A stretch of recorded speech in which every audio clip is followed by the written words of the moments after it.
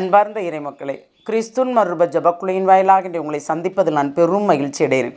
மக்களை, சந்தோஷமாக இருக்கீங்களா? நிறைவாக இருக்கீங்களா? மகிழ்ச்சியாக இருக்கீங்களா? மன அமைதியாக இருக்கீங்களா? மக்களே, மன அமைதி கண்டிப்பாக வேண்டும் நமக்கு. ஏன்னா இந்த நேரத்தில் பொறுமையை நாம் கடைபிடிக்க வேண்டும், விட்டு கொடுக்குற தன்மை வேண்டும் எந்த நேரத்திலையும். ஆனால் இந்த 40 நாள் நமக்கு கொடுத்தது எல்லாமே ஒரு நிறைவான ஆசீர்வாதமாக அமைய வேண்டும் இல்லையா? அப்படி அமைந்தால்தான் நமக்கு ஒரு நிறைவாக இருக்கும். இன்று நமக்கு அவர் என்ன இறைவார்த்தை தருகிறார் பார்ப்போமா? இறைவாக்கினர் எசேக்கியேல் எழுதிய நூல் அதிகாரம் 33 இறைவார்த்தை 12 16 முடிய. மேலும் மானிடா, உன் மக்களிடம் சொல், நேர்மையாளர் தவறிழைக்கும் போது அவர்களின் நற்செய்கள் அவர்களை விடுவிக்கா. தீயோரோ தம் தீமை நின்று மனம் மாறிவிட்டால் தம் தீமை முன்னிட்டு வீழ்ச்சி அடையார்.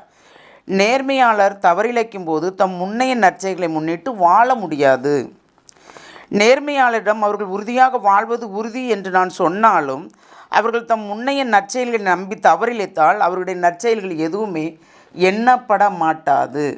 அவர்கள் தம் குற்றத்திலே சாவர். மாறாக தீயோரிடம் நீங்கள் சாவது உறுதி என்று நான் சொன்னாலும் அவர்கள் தம் பாவத்தினின்று விலகி நீதியும் நேர்மையும் கடைபிடித்தால், அவர்கள் தாங்கள் வாங்கிய பணைய பொருட்களை திருப்பி கொடுத்தால், திருடி கவர்ந்தவற்றை திருப்பி தந்தால், வாழ்வழிக்கும் நேயங்களின்படி நடந்து தீச்செயல் எதுவும் செய்யாதிருந்தால் அவர்கள் வாழ்வது உறுதி, சாகார். அவர்கள் செய்த பாவங்கள் எதுவுமே அவர்களுக்கு எதிராக எண்ணப்பட மாட்டாது. நீதியையும் நேர்மையும் அவர்கள் கடைபிடித்தால் அவர்கள் வாழ்வது உறுதி. Praise the Lord. ஏனென்றால் நாம் நேர்மையாக வாழ்கிறோம், நாம் எந்த குற்றமுமே பண்ணலை, கடவுளுக்கு உகந்த வாழ்க்கை வாழ்கிறோம் என்று சொல்லி நேர்மையாக இருப்பவர்கள் இறைவனுக்கு பிடிக்காத காரியங்கள் தவறுகள் செய்தால் கண்டிப்பாக இதுகால் வரைக்கும் நான் நேர்மையாக வாழ்ந்தது அனைத்துமே எண்ணப்பட மாட்டாது என்று சொல்கிறார்.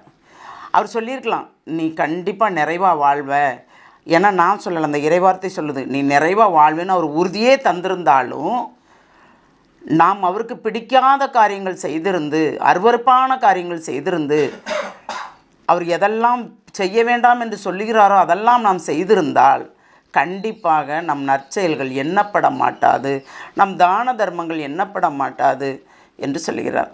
ஆனால் தீயோருக்கு என்ன சொல்கிறார் பாருங்கள், அவங்க தீமையிலே வாழ்ந்து தீமையிலே உழண்டு கொண்டு இருந்தவர்கள் கடைசி நேரத்தில் அவர்கள் வாங்கியவற்றை திருப்பி கொடுத்து, திருடினதை திருப்பி கொடுத்து, பிறரை குற்றப்படுத்தியிருந்து மன்னிப்பு கேட்டு தாங்கள் செய்த அனைத்துக்கும் பாவறிக்கை இட்டு இருந்தால் அவங்கள் வாழ்வார்களாம், சாக மாட்டார்களாம். அப்போது நீதியும் நேர்மையோடு வாழ்ந்தவர்கள் சிறு தவறு செய்தால் கூட இறைவனுக்கு பிடிக்கவில்லை. அதுதான் மக்களே, நாம் இறைவனை சார்ந்து இருக்கும்போது கவனமாக இருக்க வேண்டும், கண்ணும் கருத்துமாக ஒவ்வொரு காரியங்களையும் செய்ய வேண்டும். இது இறைவனுக்கு உகந்ததா, இது உகந்தது இல்லையா? ஏனென்றால் நேர்மையாளர் நீங்கள் வாழ்வது உறுதி என்று சொல்லுகிறார். நீங்கள் செய்த அனைத்துமே என் கண்முன் நிற்கிறது. நீங்கள் நல்லது அனைத்தையும் செஞ்சீங்க, தானம் செஞ்சீங்க, தர்மம் செஞ்சீங்க, பிறரை வாழ வச்சிங்க, பிறருக்கு உதவி செஞ்சீங்க, உங்கள்கிட்ட இருந்தது அனைத்தையும் அவங்களுக்கு கொடுத்தீங்க, தேவைக்கு அதிகமாக கொடுத்தீங்க, இதெல்லாம் எனக்கு ரொம்ப பிடிச்சது அப்படின்னு சொல்கிறார். ஆனால் அதையெல்லாம் மீறி நாம் ஒரு தவறு செய்யும்போது கண்டிப்பாக அந்த நற்செயல் எதுவுமே எண்ணப்பட மாட்டாது என்று சொல்கிறார். பாருங்க, ஆனால் தீமையிலே விடாப்பிடியாக இருக்கிறவங்க பாவத்தின் விலகி பாவரிக்கை விட்டு, முழுமையான பாவரிக்கை விட்டு அவர்கள் வரும்போது அவர்கள் வாழ்வது உறுதி என்று சொல்கிறார். ஏனென்றால் அவர்களுக்கு எதிராக அவர்கள் செய்த பாவம் எதுவுமே அவர்களுக்கு எதிராக எண்ணப்பட மாட்டாது. நீதியும் நேர்மையும் அவர்கள் கடைபிடித்தால் அவர்கள் வாழ்வது உறுதி. இப்போ இதுகால் வரைக்கும் பாவங்கள் செஞ்சுட்டு கடைசி நேரத்தில் கூட அவங்க மனம் மாறினா கண்டிப்பாக வாழ்வது உறுதின்னு சொல்கிறார். இப்போ பாவத்தின் சம்பளம் என்னது? மரணம். அந்த மரணத்துக்கு முன்னால் நமக்கு என்ன வருது? வியாதியின் தன்மைகள், மருத்துவரால் கூட கண்டுபிடிக்க முடியாத வியாதிகள் இல்லையா?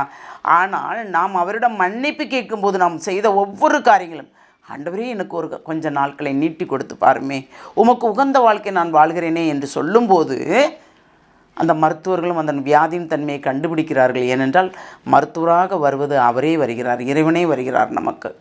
அதனால் நமக்கு நம்பிக்கையும் விசுவாசம்தான் முக்கியம். அந்த நம்பிக்கையும் விசுவாசம் நமக்கு இருக்கும்போது கண்டிப்பாக நிறைவாக நாம் வாழ்வோம். இந்த இறை சிந்தனையோடு ஒரு விஷயம் சிந்திப்போமா?